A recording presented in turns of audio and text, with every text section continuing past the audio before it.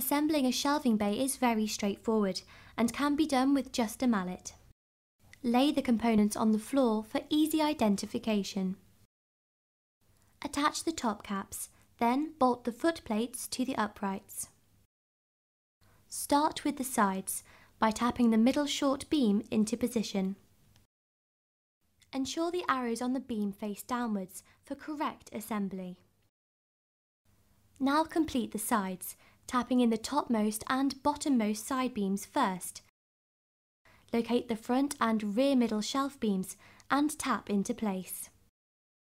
For shelves over 1800 mm wide, position the decking support onto lugs in the centre of the long beams and tap down.